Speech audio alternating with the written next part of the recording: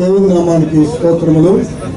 వచ్చినటువంటి మీ అందరికీ కూడా ప్రభు పేరిట క్రిస్మస్ శుభాకాంక్షలు తెలియజేస్తున్నాను. దేవునికి స్తోత్రం, దేవునికి స్తోత్రం, దేవునికి స్తోత్రం. Happy Christmas, happy Christmas, happy Christmas, merry Christmas, merry Christmas, merry Christmas. ముఖ్యంగా మరి నేను అబుదాబికి రెవరెండ్ అగ్రిపరాజు గారు 6వ వార్షికోత్సవానికి నేను వచ్చి ఉన్నాను.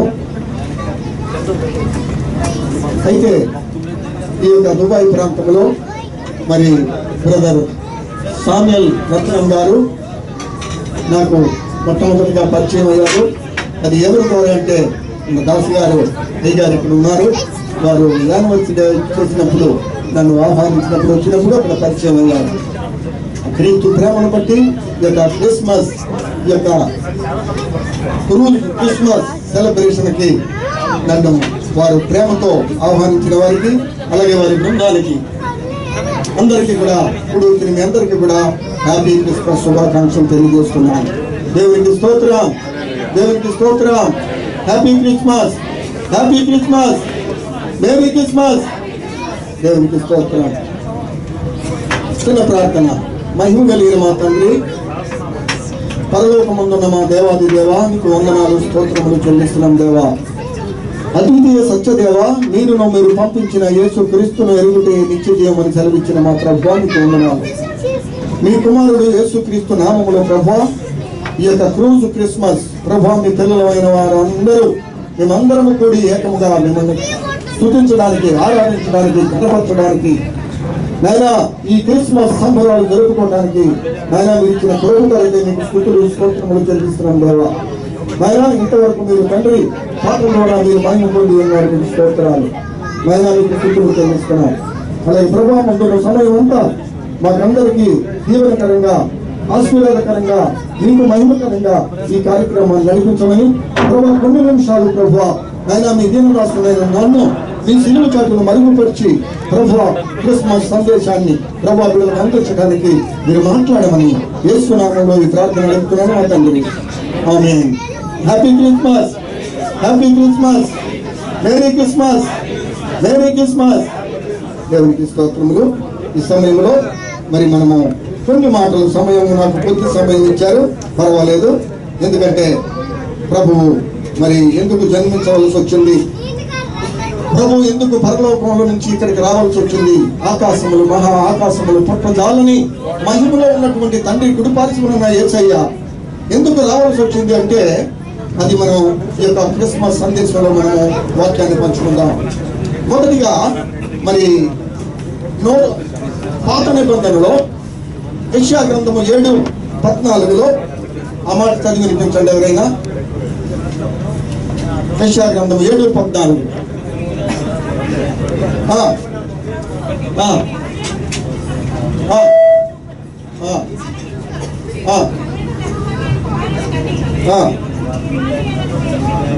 చాలు. దేవునికి స్తోత్రం. ఇక్కడ మరి పాత నిబంధనలో యెషయా ప్రవచించినటువంటి వాక్యం, యెషయా ప్రవక్త ద్వారా ఇక మాట క్రీస్తు పూర్వము ఈ ప్రవచనము నెరవేర్పు నూతన నిబంధనలో లూకాసు రాసిన సువార్త 2వ అధ్యాయంలో మరి మనం ఇక్కడ రాసుకున్నట్టుగా 11వ వచనము లూకా 2:11 నుంచి 14.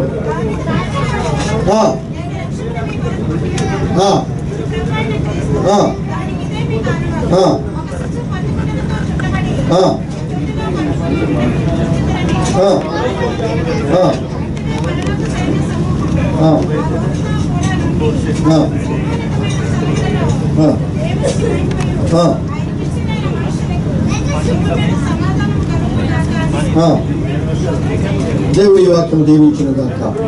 ఆమేన్. ఇక్కడ ఈ మాటలను బట్టి మనం చూస్తున్నట్లయితే ఈ యొక్క పాత నిబంధనలో ఇంకొక వాక్యం కూడా మనకు గుర్తొస్తుంది. ఏమంటే యెషయా గ్రంథం 9:6 ఏలైనగా మనకు శిశువు పుట్టెను, మనకు కుమారుడు అనుగ్రహించబడెను, ఆయన భుజము మీద రాజ్యభారములను, ఆశ్చర్యకరుడు, ఆలోచనకర్త, బలవంతుడైన దేవుడు, నిత్యుడగు తండ్రి సమాధానకర్త ఏదో అధిపతి అని అతనికి పేరు పెట్టబడింది. నిజంగా ఒక్క పేరా? ఎన్ని పేర్లు ఉన్నాయి? మనకి కుమారుడిని అనుగ్రహించాడు ఆయన. ఆ కుమారుడు ఎందుకు రావాల్సి వచ్చింది? కుమారుడు లేకుండా ఆ కుమారుడిని పంపకపోతే మనకు రక్షణ దొరికేది కాదు. ఎందుకంటే మొదటి ఆదాము అవ్వల ద్వారా పోగొట్టుకున్నటువంటి నిత్య జీవాన్ని మరలా తిరిగి ఆ దేవాది దేవుడు తన కుమారుడైనటువంటి యేసుక్రీస్తుని ఈ లోకానికి 2015 సంవత్సరాల క్రితము శరీరధారిగా పంపవలసి వచ్చింది. ఎవరి కోసం వచ్చాడంటే మన కోసమే. ఎందుకంటే ఎఫెసీయులకు రాసిన పత్రిక 2:1 మీరు మీ అపరాధముల చేత పాపముల చేత చచ్చిన వారైనగా క్రీస్తుతో కూడా మిమ్మలను బ్రతికించెను. ఈ బైబిల్లో ఉన్న ప్రతి వచనము కూడా బ్రతికించే మాటలు. నరకానికి పాత్రులైనటువంటి మన అందరినీ కూడా బ్రతికించడానికి ప్రభు అయిన యేసుక్రీస్తు వాక్యధారిగా ఉన్నటువంటి యేసుక్రీస్తు శరీరాన్ని ధరించుకుని యోహాను సువార్త 1:14 ప్రకారము ఆ వాక్యమే చదవండి. యోహాను సువార్త 1:14 ఆ వాక్యమే శరీరధారి అయి కృపాశక్తి సంపూర్ణుడుగా మన మధ్య నివసించను. చాలమ్మా. వాక్య రూపంలో ఉన్నటువంటి యేసుక్రీస్తు శరీరాన్ని అమర్చుకుని లోకానికి రావాల్సి వచ్చింది. తండ్రి అయిన దేవుడు తన ప్రియ కుమారుని మనకేం ఇచ్చాడు? పంపించాడు రక్షకుడుగా. ఆయన ఎలా రావాల్సి వచ్చిందంటే మన పాపాలను క్షమించి మనల్ని నీతిమంతులుగా చేయడానికి, ఆయనే బలి అవడానికి ఈ లోకానికి వచ్చాడు. తండ్రి అయిన దేవుడు మరి కుమారుడిని, తన ప్రియ కుమారుణ్ణి పంపడానికి కారణము మనమే. మన అతిక్రమములే, మన పాపములే, మనము చేసిన దోషములే, మనము చేసిన పాపములే. అందుకని ఆయన వచ్చి మనల్ని ఏం చేశాడు? పాపములో శాపములో ఉన్నటువంటి మనల్ని విడిపించడానికి ఆయన వచ్చాడు. ఆయన వచ్చి మనల్ని ఏం చేశాడు? విడిపించాడు. ఆయన రక్తముతో మనల్ని అన్నాడు. అందుకని మొదటి కొరింథీ పత్రిక 6:19-20 అంటున్నాడు, మీ దేహము దేవుని వల్ల మీకు అనుగ్రహింపబడి మీలో ఉన్న పరిశుద్ధాత్మక ఆలయం ఉన్నదని మీరు ఎరగరా? మీరు మీ సొత్తు కాదు, విలువ పెట్టి కొనబడిన వారు కనుక మీ దేహములతో దేవుణ్ణి మహిమపరచమన్నాడు. మన దేహాలతో ప్రభువును మహిమపరచాలి, ప్రభువును ఘనపరచాలి. కాబట్టి ప్రభువు లేకుండా మనమేమీ చేయలేము. ఆయనలో నిత్యజీవం ఉన్నది. ఆయనను కాదన్న వారికి రక్షణ దొరకదు, నిత్య నరకము. ఎందుకంటే పాపంలో పడ్డారు కాబట్టి ఆ పాపాలన్నీ తీసివేయడానికి ప్రభు అయినటువంటి యేసుక్రీస్తు తిరిగి రావాల్సి వచ్చింది. లోకసువార్త 19:10 అంటాడు, నశించిన దాన్ని వెతికి రక్షించడానికి ఆయన లోకానికి వచ్చాడు. నశించిన దానిని వెతికి రక్షించడానికి, నాశనానికి పాత్రులైనటువంటి మనలందరినీ కూడా ఆయన ఏం చేశాడు? వెతికి రక్షించడానికి ఆయన ప్రాణం పెట్టాడు సిలువలో. కన్య మరి యొక్క గర్భంలో వచ్చాడు. వచ్చి ఆయన మనకి రక్షణ ఇచ్చాడు, ఉచితమైన రక్షణ. అయితే ఆయన 2015 సంవత్సరాల క్రితమే భూమి మీదకి వచ్చాడు. అప్పటి నుంచి మరి రక్షణ అంటే కాదు, ఆయన వచ్చింది జగత్ పునాది వేయబడక ముందే. సామెతల గ్రంథము 8:22 ఆ మాట రాయబడి ఉన్నది.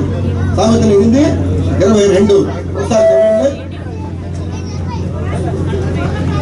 పూర్వకాలమందు సృష్టి ఆరంభమున తన కార్యములలో ప్రథమమైన వానిగా యెహోవా నన్ను కలుగ తీసుకున్నాడట. జగత్ పునాది వేయబడక ముందే మన ప్రభు అయిన యేసుక్రీస్తు ఉన్నాడు పరలోకంలో. ఆ పరలోకం నుంచి 2015 సంవత్సరాల క్రితము కన్య మరి యొక్క గర్భంలో జన్మించాడు. కన్య మరి యొక్క గర్భంలో జన్మించాడు.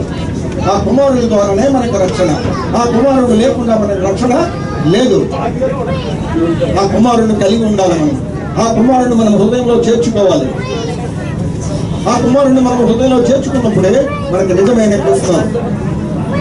ఆయన చేర్చుకోకపోతే, ఆయన నమ్మకపోతే, యేసు ప్రభు అని నీ నోటితో ఒప్పుకుని దేవుడు మృతుల్లోంచి ఆయన లేపనని నీవు నమ్మినగా నీకు రక్షణ కలుగును, లేకపోతే రక్షణ లేదు. అందుకనే హెబ్రీ రచయిత అపోస్తలుడైన పౌలు ఎంత గొప్ప రక్షణ మీరు నిర్లక్ష్యము చేసినలా ఎలాగో తప్పించుకుంటారు అంటున్నాడు. ఎవరు తప్పించుకోలేరు. దేవుడు దేవుడు అనగానే దేవుడు మనకు రక్షణ ఇవ్వడు. ఎందుకంటే యోహాను సువార్త 3:36 ఒకసారి చదవమ్మా.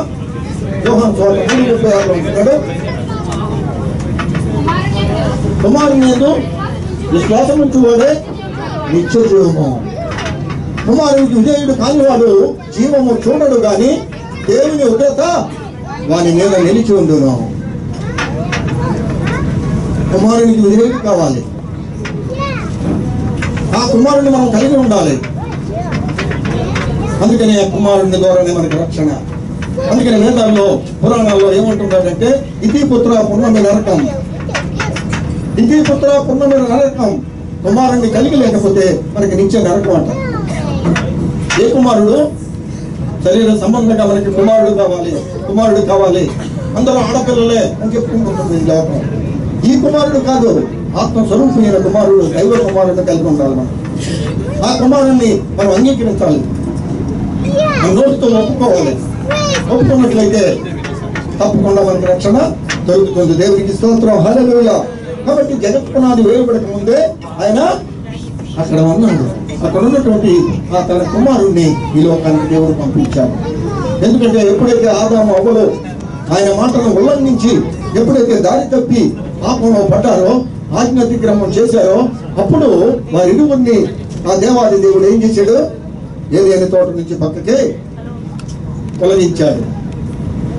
ఆ తొలగించిన తర్వాత తండ్రి అయిన దేవుడికి చింతాక్రాంతుడై ఆయనకు బాధ మొదలైంది, వేదన కలిగింది.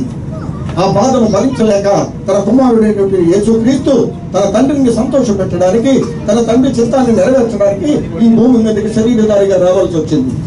ఆయన వచ్చి ఏం చెప్తున్నాడు? హెబ్రీ పత్రిక 10:5 రాయబడింది, చదవండి. అపోస్తలుడైన పౌలు హెబ్రీ పత్రికలో రాస్తున్నాడు. హెబ్రీ పత్రిక 10:5 హెబ్రీ పత్రిక 10:5 కాబట్టి ఆయన ఈ లోకమునందు ప్రవేశించినప్పుడు ఏం చెప్తున్నాడమ్మా? బలియు అర్పణయు నీవు కోరలేదు గాని నాకొక శరీరమును అమర్చావు. యేసు ప్రభు అంటున్నాడు, ఏమన్నాడు? కాబట్టి ఆయన ఈ లోకమునందు ప్రవేశించినప్పుడు 2015 సంవత్సరాల క్రితం చెప్పే మాట ఇది. ఇలాగ చెప్పుతున్నాడు. ఏం చెప్తున్నాడు? బలియు అర్పణయు నీవు కోరలేదు కానీ నాకు ఒక శరీరమును అమర్చితివి. పూర్ణ హోమములు, పాప పరిహారార్థ బలులు నీకు ఇష్టమైనవి కావు. అప్పుడు నేను గ్రంథపు చుట్టలో నన్ను వచ్చి రాయబడిన ప్రకారము, దేవా నీ చిత్తము నెరవేర్చడానికి ఇదిగో నేను వచ్చాను. ఏం చేయమంటావు? ఏం చేయమంటావు అని అడిగి తండ్రి చిత్తాన్ని సంపూర్ణంగా భూమి మీద 33.5 సంవత్సరాలు ఆయన జన్మించి 33.5 సంవత్సరాలు యేసు ప్రభు భూమండలం మీద శరీరధారిగా ఉండి 3.5 సంవత్సరాలు మాత్రమే తండ్రి మాటలు ప్రకటించాడు ఈ లోకానికి.